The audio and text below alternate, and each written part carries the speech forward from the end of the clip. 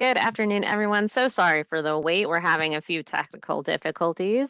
My name is Katie Rowley. I'm the outreach librarian for the NOAA Central Library, and we're very excited to have you here today for one of our NOAA Ocean Exploration seminars.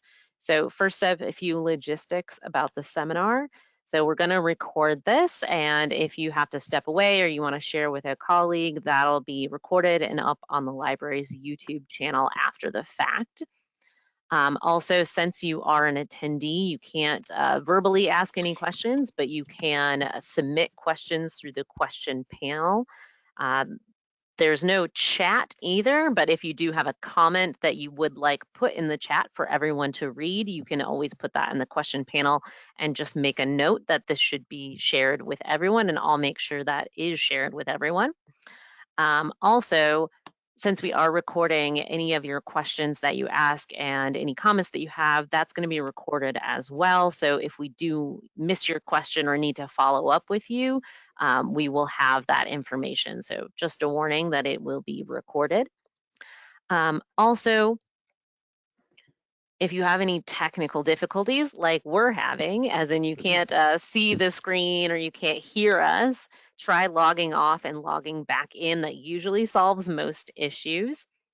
So right now we are gonna get started, and I'm gonna let Liang introduce our speaker today and the NOAA Ocean Exploration Seminar Series.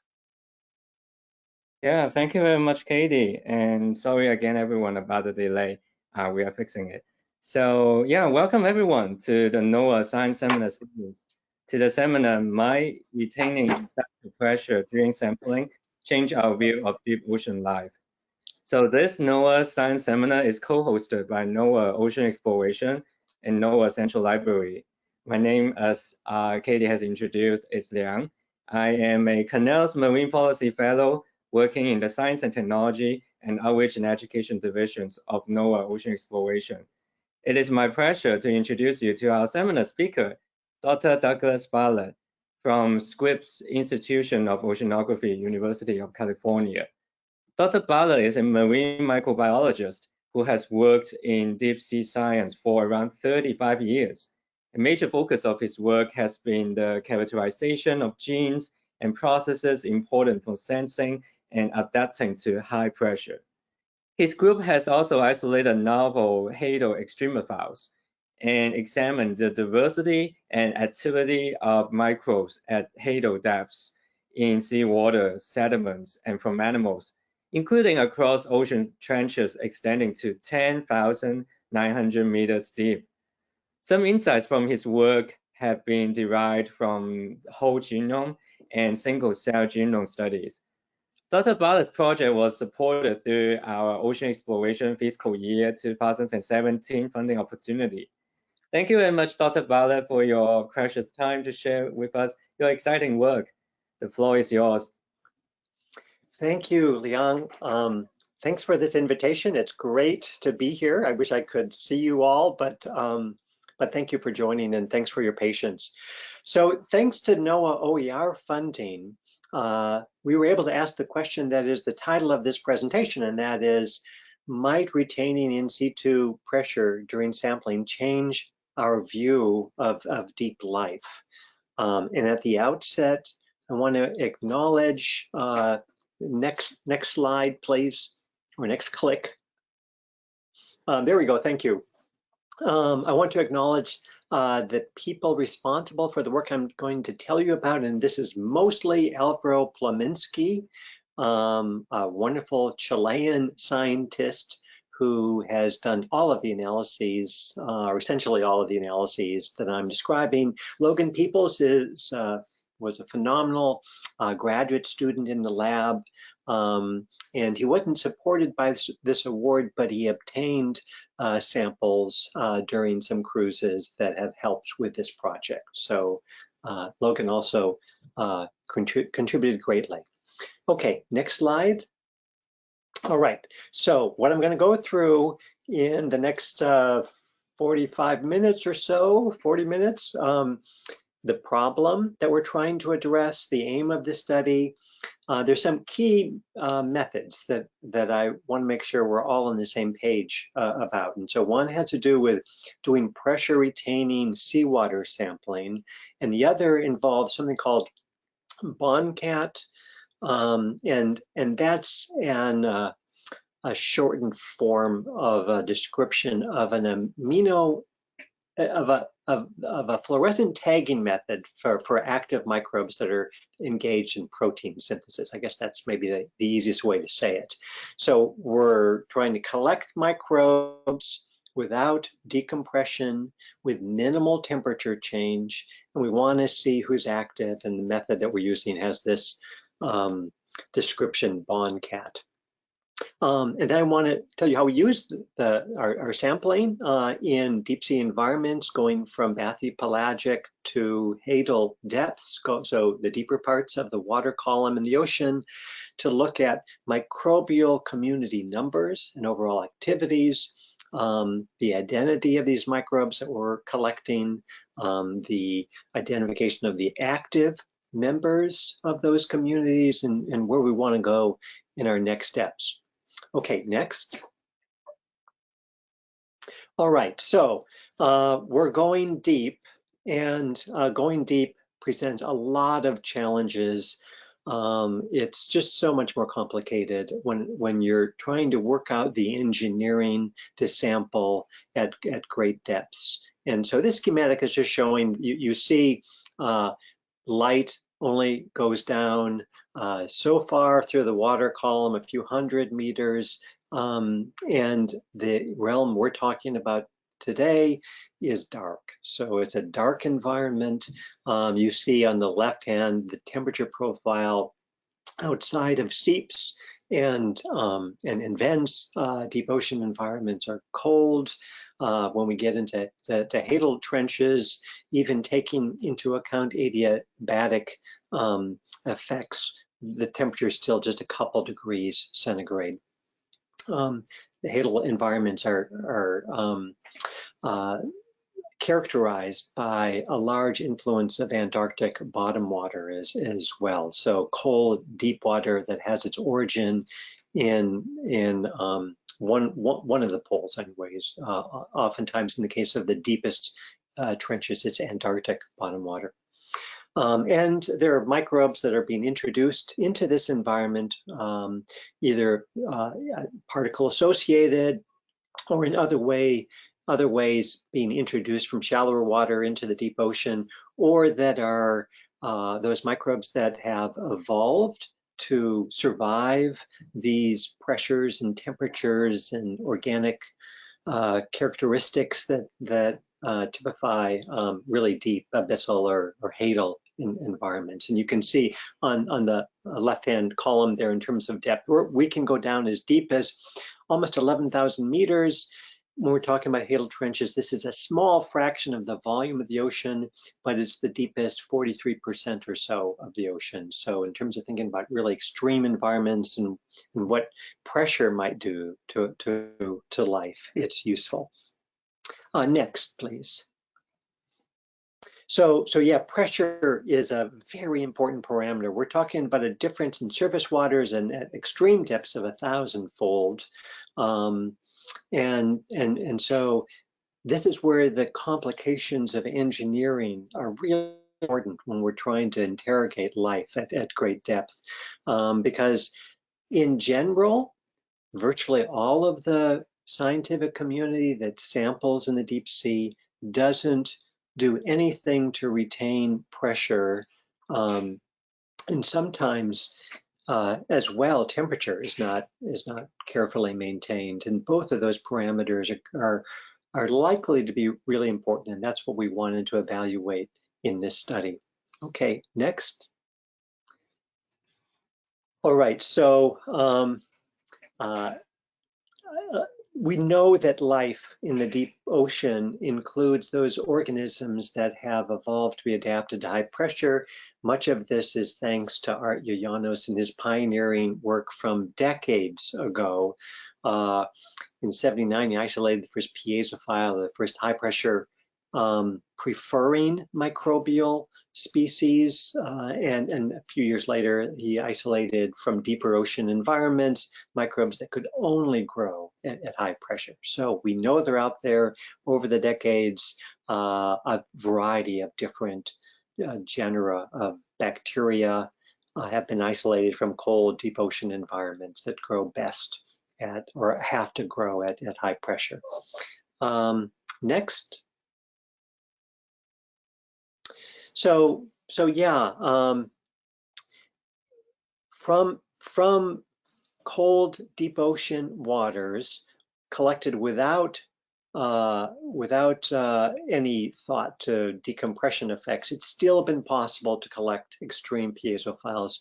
So here what you're seeing in these growth plots, you've got growth rate as a function of pressure, and this is in megapascals. So for example, the 120 there would represent a depth of 12 kilometers, so deeper than the deepest trench.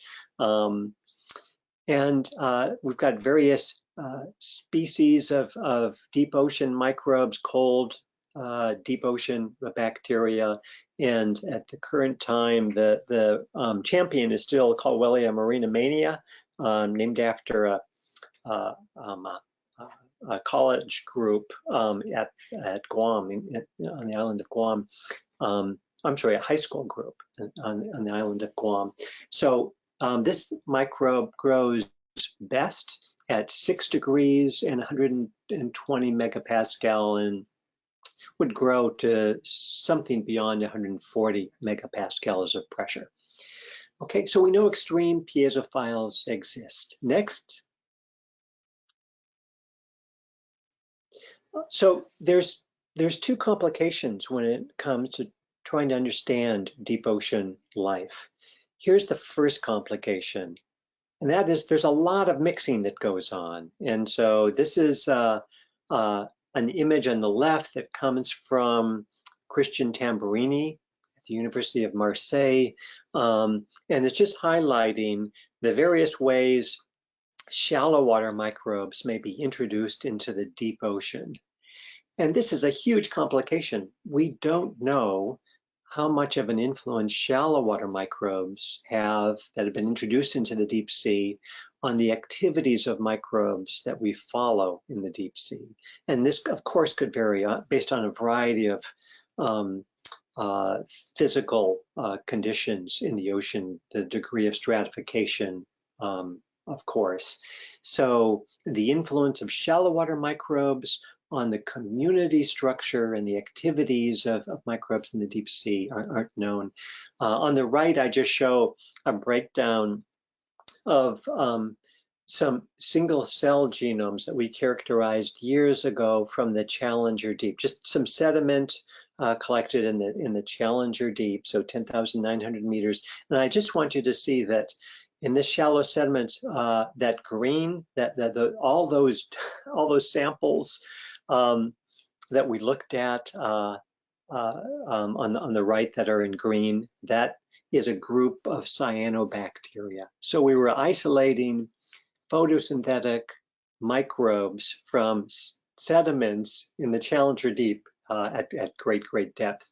This just highlights the fact that there certainly are no barriers, even at these great hadal depths, of microbes from shallower waters, perhaps those that have died, aggregated, and settled down with phytodetritus making their way into the deep ocean. Okay, so that's complication number one. Complication number two is next. And that is decompression effects. So the $10,000 question, we're trying to understand life in the largest portion of our biosphere. How much do we lose by sampling under conditions in which decompression is allowed to occur? For example, in the case of water sampling using Niskin bottles, which is the state of the art currently when it comes to deep water sampling. And I'm just showing you a picture of a rat-tailed fish that was collected by colleagues in a fish trap in the deep ocean. This happened to be in the area of the Kermadec Trench north of New Zealand. But you can see the swim bladder came out. We cannot sample metazoan life at all, bringing them back alive because of decompression effects. So the only things we bring back alive from the deep ocean currently, for at least for any extended period of time, are the prokaryotes.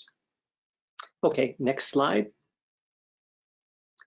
And this is just showing, again, this is 3 decades old, but it makes the point. So here's an obligate piezophile. It's been allowed to sit at atmospheric pressure, staying cold and dark, but allowed to decompress, and the cells are falling apart. So we know that there are microbes whose integrity is lost if we don't either retain pressure or get them back under high pressure quickly.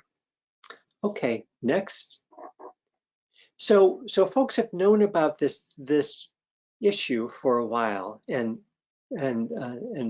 smart people with engineering capabilities have come up with complicated devices, in many cases complicated devices, to try and sample the deep sea in such a way that we don't have a biased view of what's there. So I mentioned Christian Tamburini a minute or two ago. Here's a device that he and those associated with Christian have used for a number of years. So this is a pressure retaining seawater sampler. It's been used in bathyal environment to great effect.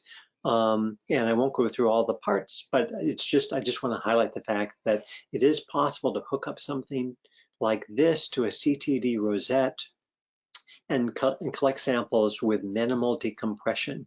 And so the work that we're doing with, or have done with the OER funding, builds off of the pioneering work of folks like Christian. In our case, we want something that can go to greater depths. We also want to have a system that is carefully thermally jacketed to control temperature, and we want to get away from using compressed gases if we can, just for safety reasons, and so we don't have pressure compensation in the devices that we've been using. Okay, next slide. And here's another example of a pressure retaining system. This was used really just a few times. My colleague Art Yoyanos that I mentioned before years ago used this pressure retaining amphipod trap to collect a metazoan, an amphipod, a shrimp-like organism, for those of you who are not aficionados of amphipods, to collect one of these scavengers in this pressure retaining device that has optical windows. He was able to bring this back, this amphipod, he was able to bring it back alive and keep it in the laboratory, eventually get it from sea to ship to the lab for a few months, and was able to follow its behavior. So one can go to heroic lengths to bring samples back from the deep sea and to keep even a complex animal like an amphipod alive, at least for a while. Okay, next. All right. I should speed up here a little bit. There are some other really smart ways people have looked to collect samples from the deep sea without any change in the microbial community structure.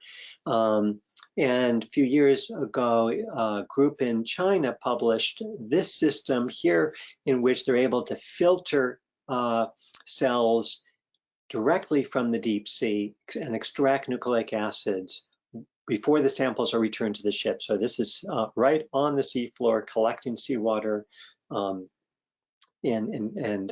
extracting the cells and extracting the nucleic acids. So for DNA-based analyses of the community, this is potentially a very powerful way to go.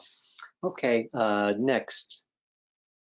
And people have even come up with devices, very complex. As you can see, again, the engineering is rigorous, is tough, but to collect sediment without decompression. And this has been used at depths, I think, or at least it's rated to depths of something like 4 kilometers, so 40 megapascals.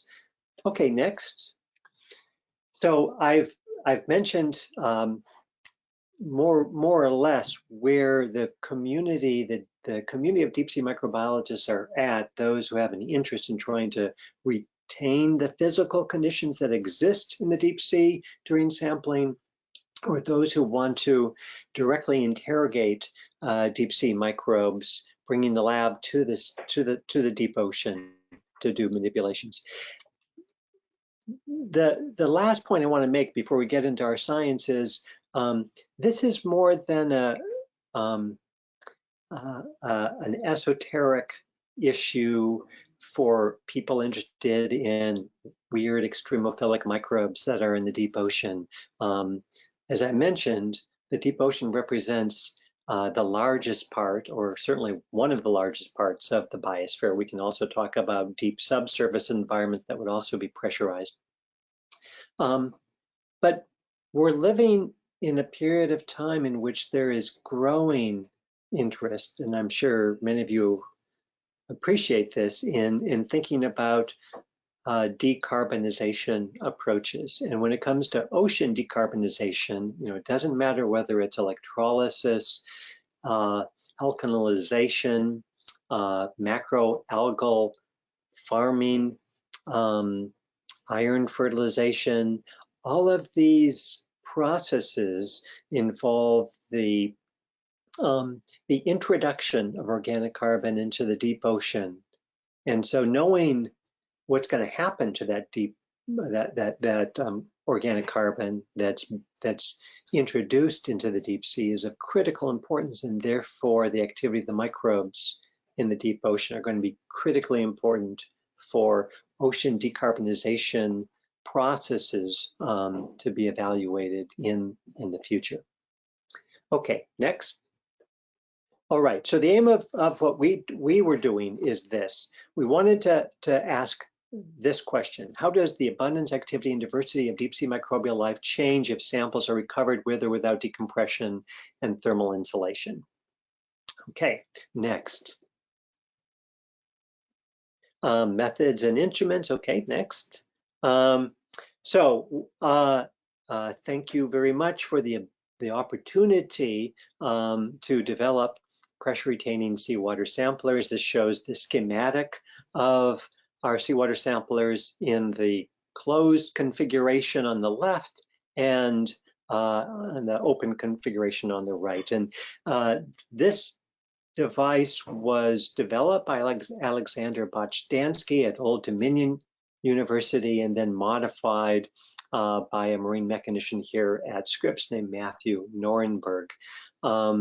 And in theory, its operation is quite straightforward. A valve is opened. We use a electronically controlled actuator device to open and close the valve, but we open the valve when the instrument is in the deep ocean location of choice, and when that valve opens, pressure delivers seawater into a peak, so a biologically compatible syringe, and that forces this seated piston in this middle chamber to move down and seal with a ruby nozzle. It's sealing that part of the system off from the very back end, where some water is introduced into an air chamber. And so once that's been opened for an appropriate period of time, the valve can be closed and the system can be returned to the surface. It's a system that has to function with a high external pressure to internal pressure, and then later during recovery with a high internal pressure relative to a low external pressure. So I won't go through all of that for the sake of time. Next. This has been incorporated into a module that you see here, and that module goes into a custom designed 30-liter Niskin bottle-like thermally jacketed container. Next slide. And that goes into this lander system here. So the bottom module of this lander, it can accommodate a variety of payloads, but in this case, it's accommodating in the bottom module 2 30-liter Niskins and 2 of these custom designed Niskins of similar thermal insulation material that accommodates the module with the pressure retaining seawater sampler in it. This doesn't have, this lander doesn't use any glass for flotation. It just uses full ocean depth, and by full ocean depth I mean 11,000 meter ocean depth rated syntactic foam. And we follow it using a radio signal and an iridium signal on flag, as you see. Okay, next. So we've deployed this this system or versions of this system in various trenches and also location off the coast of San Diego. It retains 60 to 80% of the in situ pressure, so it's not perfect. We sacrificed some perfection for a system that would be deployable at the greatest ocean depths, and for hoping that this system would be safer because we're not working with compressed gases as well. And we're being very careful about controlling temperature. So we can compare how the system with the pressure seawater sampler operates compared to Niskin bottles, including Niskin bottles where we collect seawater and then get things back under pressure in pressure vessels later on. Okay, next. So that's part of the focus of what we've been doing, collecting samples in a very special way. Even a small amount of samples, the pressure retained seawater samples only gets us about 140 mils of samples, so it's a very small amount of sample. Also want to mention BONCAT, that stands for bio-orthogonal non-canonical amino acid tagging. What we do is we feed the cells a analog of the amino acid methionine. So the cells, for us to be able to follow their activity, they have to be able to take up this methionine analog, and in practice many different organisms do, many different microorganisms do, many different prokaryotes do. And then we can use something called click chemistry to add a fluorophore to the modified methionine analog that's been incorporated into newly made proteins. And so those newly made proteins and those cells engaged in protein synthesis then will fluoresce. And oftentimes we're using Alexa Fluor 488, and so our cells are fluorescing green. And so what you can see on these images on the right and the bottom, we will, first we do control experiments with some of our cultured piezophiles. Here, in this case, it's a microbe that likes to grow at 90 megapascals of pressure. When we use this click chemistry approach, we don't fluorescently take any cells at atmospheric pressure, very, very few. Even at 27 megapascal, it'll go way up to 90 megapascals of hydrostatic pressure, and then we start to see the green cells actively engaged in protein synthesis. So this just visually highlights how this system works. Okay, next. And then we can take those fluorescently labeled cells, and we can take those whole samples of the cells that are so labeled. We can run them through a flow cytometer. We can also do fluorescently activated cell sorting, and we can specifically collect cells that have been labeled with the methionine analog and fluorescently tagged in that way. And on the right, you see some of the results of the flow cytometry analyses. First, where we're just looking at cells that have been stained with the DNA stain hoaxed, and then below there's a negative control, and then on the right you see the labeling of cells with the BONCAT methionine analog, and we can gate the collection so that we can collect those that have taken up the amino acid analog, and it can be fluorescently tagged, and those that can't. And so we can discriminate between cells that are active and those that are inactive, and that's what we're doing with the samples that we're collecting. Next. Okay, so we did our work in 3 different environments, not all involved with all the same samples. So we've got number 1 is the San Clemente Basin, number 2 is the Atacama Trench going down about 8,000 meters, and the Puerto Rico Trench similarly going down a bit more than 8,000 meters, more like 8,500 actually. Okay, next. So yeah, San Clemente Basin. With this system, we can collect a small, poorly thermally jacketed sample of water in a small Niskin bottle, just 3-liter size. A 30-liter Niskin bottle set of samples where the samples are kept nice and cold, but allowed to decompress. And then in our thermally jacketed pressure retaining seawater sampler, we can get cold, undecompressed deep sea samples. And this goes down to 2,000 meters. Next. We also did some work in the Atacama Trench, and samples were collected down to depths of 7,700 meters. And in this case, PRS instruments were just attached directly to a CTD. So we didn't have the benefit of the best thermal jacketing in this case, but the samples came up quickly, and the difference was just a few degrees temperature between in general, the Niskins and the PRS. Next. And then the last set of samples that we got were in the Puerto Rico Trench. And this was using a University of Rhode Island free-falling instrument that has a CTD rosette on it, and we had the PRSs attached to them.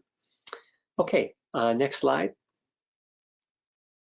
Yeah, and in this case, again, we had Niskin bottle samples and PRSs. So, all right, let's get into some results. So first, cell counts. What difference does it make just in terms of overall microbial community abundance when we sample with the PRS? So this is showing, and it's not a log scale, just a linear scale, total cells. This is times 10 to the 5 cells per mil, 2,000 meter samples.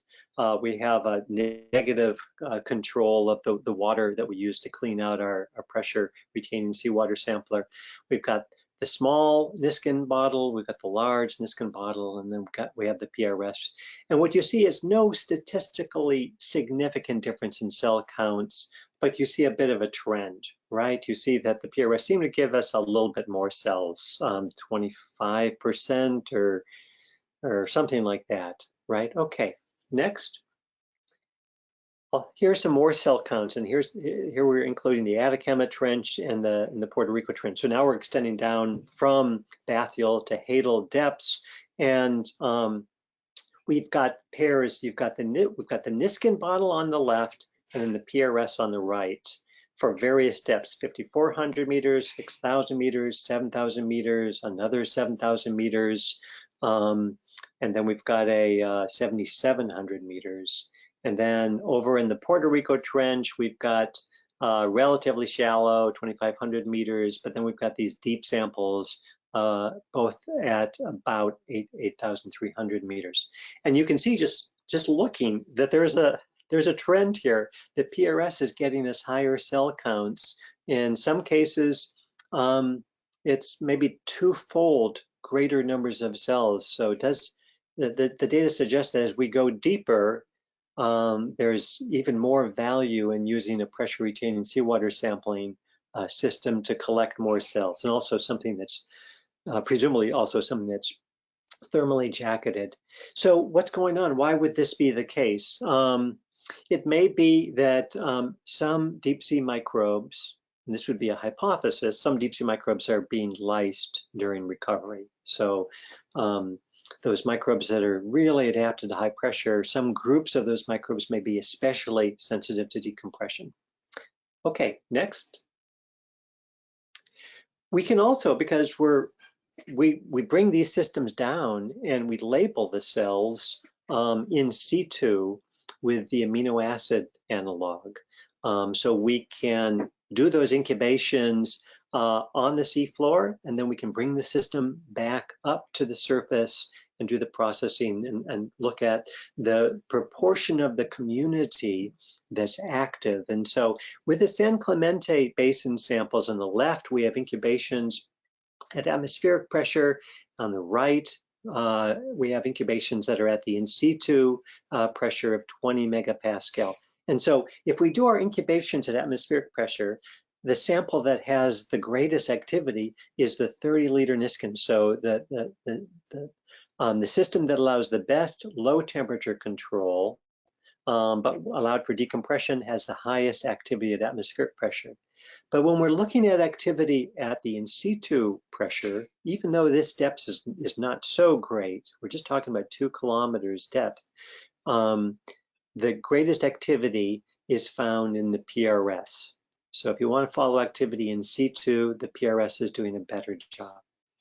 Okay, next. And we don't have this sort of data for Atacama, but here's a little bit more data from the Puerto Rico Trench. And so Puerto Rico Trench deep hadal samples where we're incubating either at in situ pressure or on the right in the Niskin bottle that was collected with decompression. You can see that the in situ incubation, these are incubations in this case at 60 megapascal, and again, the PRS is doing better. So we're recovering more active cells at in situ pressures using the pressure retaining seawater sampling system. Okay, next. All right, so let's dig a little bit deeper still and ask the question, well, what kinds of microbes are we collecting? So we're back in San Clemente Basin. On the left, we've got the community that we sampled from with the pressure retaining seawater sampler. And I should mention, these are whole samples that we collected.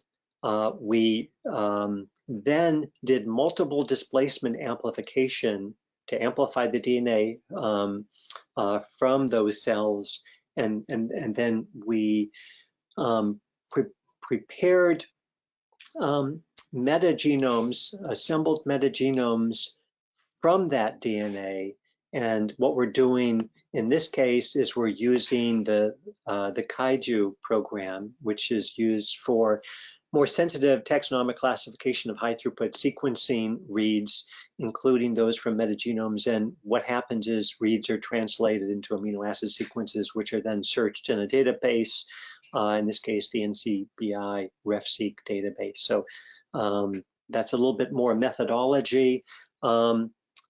Next to this, we have samples obtained in exactly the same way, but from the 30-liter Niskin. And then the next 4 sets of samples are also from the 30-liter Niskin or the 3-liter Niskin, and we've got a couple of different size fractions, things greater than 3 microns or things between 3 microns and 0.2 microns in size, according to the filters that we used. And there's just a few things that I want to highlight for you. Next, please. So first of all, the pressure retained seawater sampler is getting us many more of the ammonia oxidizing archaea. That's AOA, ammonia oxidizing archaea. If there are some aficionados in the audience, you'll know of these as members of the Taum Archaeota within the archaea domain. So we did way better collecting them. And in this particular case, we haven't seen this universally. We did better with members of the Pelagibacteriaceae, which are also, like the AOA, known to be highly abundant microbes. They're known to exhibit a variety of bathy types, so different groups within these types of bacteria in the case of Pelagibacteriaceae, or archaea in the case of the ammonia oxidizing archaea. And we're just doing a better job of collecting them in this case. Next. And then in the case of all these other samples that we collected in the Niskin, we're getting some members of the beta proteobacteria. So we're getting some different kinds of heterotrophic bacteria, and I have some of those listed over here. Okay, great. Next, now let's go deeper, and we're in the Atacama Trench, and we're looking at PRS samples, and those are, I'm sorry to confuse things, but those are on the right. We actually have a different color scheme too. So PRS is on the right, Niskin bottle is on the left, and you can see there are differences. And next, please, just to highlight some of those differences. Hey, look at this. We're getting, again, lots more ammonia oxidizing archaea using the PRS. And we've got also a group of beta proteobacteria family there that was quite higher. And if you look on the right, excuse me, the left-hand side, that purple there, those are viruses. And what could be happening here, we also saw more viruses in the decompressed samples from the San Clemente Basin, but it wasn't quite so dramatic. It may be that with decompression, what's happening is prophage are being induced, at least that's one hypothesis, and we're seeing more viruses because the copy number of those prophage has been increased through induction in the cells that we've collected. So that's a hypothesis to be tested, but it is intriguing. Okay, next. So who are the BONCAT positive cells? So we've got some beta proteobacteria from the San Clemente Basin that did great at atmospheric pressure, and some others, alpha proteobacteria and beta proteobacteria, that did better at 20. So we're seeing a shift in who's active. And then in the case of the Atacama Trench at 70 megapascal, we've got some members of the Bacterio Dota, and also some alpha proteobacteria coming up. A couple additional cautionary notes that we noticed is that during longer term incubations in our system, the Burkholderia really took over.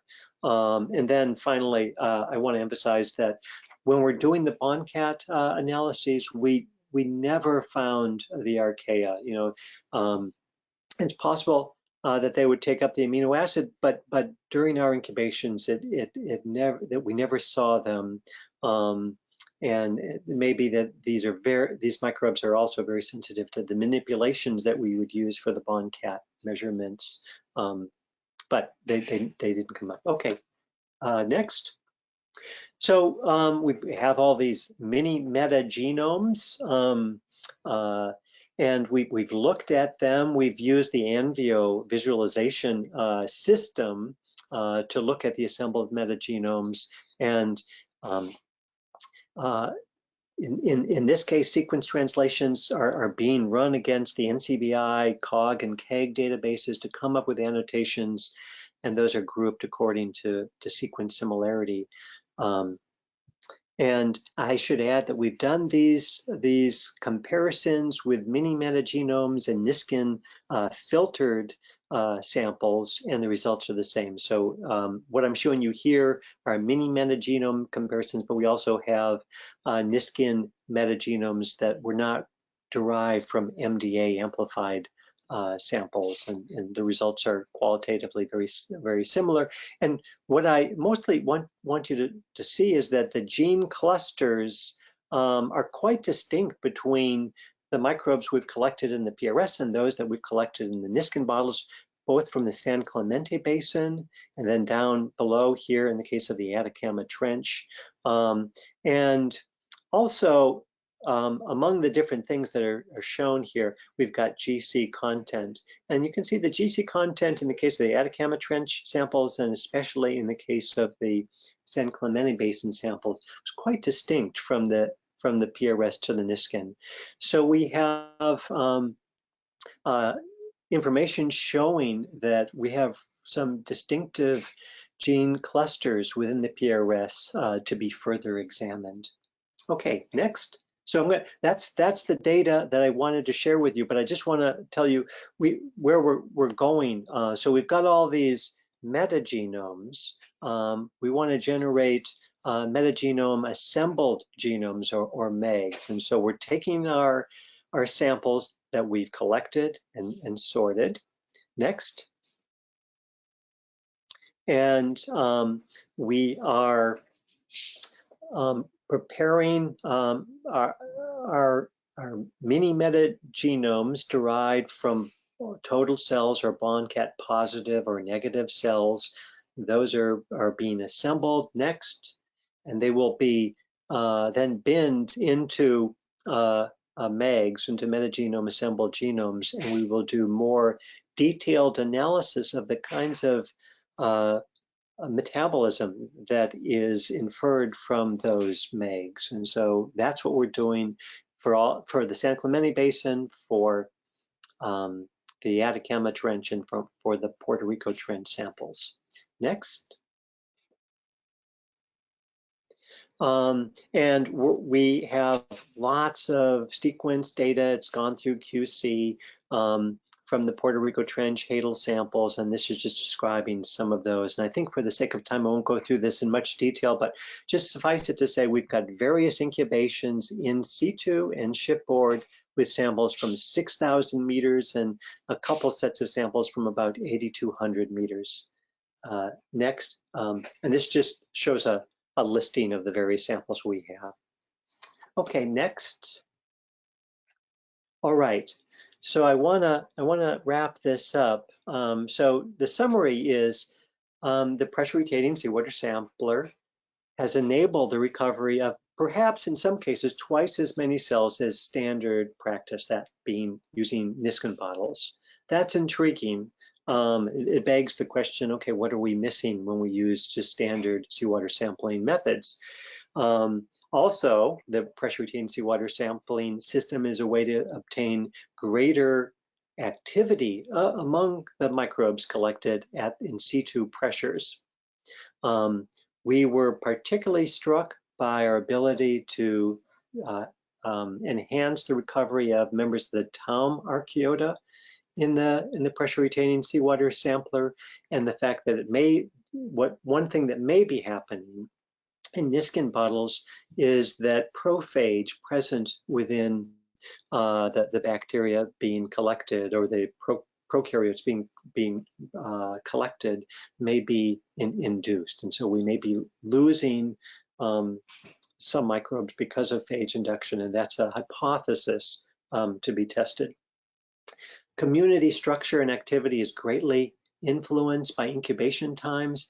This is a cautionary note that we could really be led astray in thinking about the microbes that are present and active in situ by doing prolonged incubations in any of our pressurizable systems. The community seem to be greatly biased by that, and in particular, what we've noticed with seawater sampling from both the Atacama Trench and the San Clemente Basin is a lot of Burkholderia come up in our incubation systems, and so there is a bias in every approach one takes, and a bias we're seeing with the incubations in the pressure retaining seawater system for some reason is the enhanced growth of Burkholderia. But without any shipboard incubation times, these time zero pressure retaining seawater sampling collections show promise, because we're seeing distinct gene clusters being present in the metagenomes derived from these kinds of collections. And it will be really interesting to characterize those metagenome assembled genomes and look to see what's distinctive. What have we been missing in deep sea microbiology thus far by not using a system like that? Okay, so next slide.